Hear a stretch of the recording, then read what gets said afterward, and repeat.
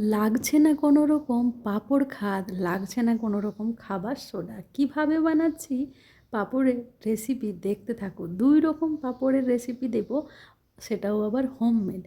ঝটফট করে বানিয়ে নিতে পারো, একদিনের মধ্যে বানিয়ে নিতে পারো। চলো শুরু করি। আমি আতপ চালটা 24 ঘন্টা ভিজিয়ে রেখেছিলাম। সকালে সন্ধ্যার সময় জলটা চেঞ্জ করেছি। এবারে বেটে নেওয়ার পালা। মিক্সিতে ভালো করে বেটে নিলাম আর দেখে নিলাম থিকনেসটা। হ্যাঁ, অবশ্যই সেটা দেখে নিতে হবে মোটা না পাতলা। যদি মোটা থাকে অল্প করে জল দিয়ে নেবেন আর চাটুটাকে উল্টো করে হাত দিয়ে দেখে নেবেন যে পরিষ্কার হলো কি না। এবারে কিছু মশলা দেওয়ার পালা। মশলা দিলে তো সুস্বাদু হবে, মশলা না দিলে তো ফিকা ফিকা লাগবে। এবারে দিয়ে দিলাম কি বলুন তো, দিলাম আজওয়ান, জিরা আর chilli flakes, homemade chilli flakes. ভালো করে নাড়াচাড়া করে এবারে প্লেটে তেল লাগিয়ে নিলাম।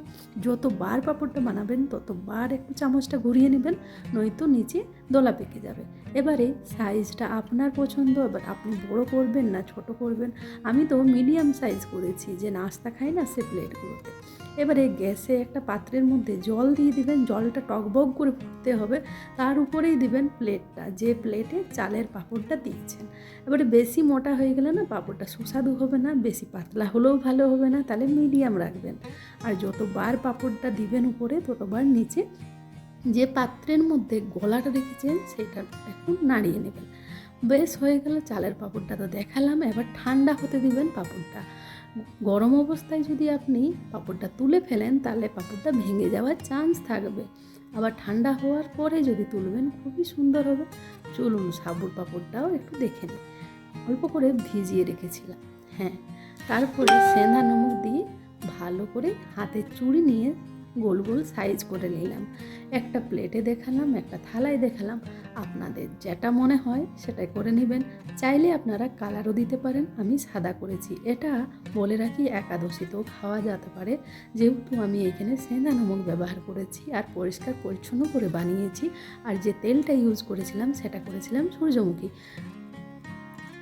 একাদশীতে সূর্যমুখী তেল খাওয়া যায়।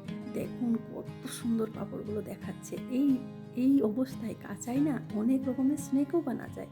আমি ঘরের মধ্যেই শুকনো করলাম, কোনো রকম রোদের ঝামেলা নেই, ঘরের মধ্যেই দিয়ে দিয়েছিলাম। এখন তো প্রচুর গরম, গরমের মধ্যে শুকনো হয়েই গেল একদিনের মধ্যে। এবারে দেখুন এক কাপ চাল দিয়ে কত পাঁপড় বানিয়েছি।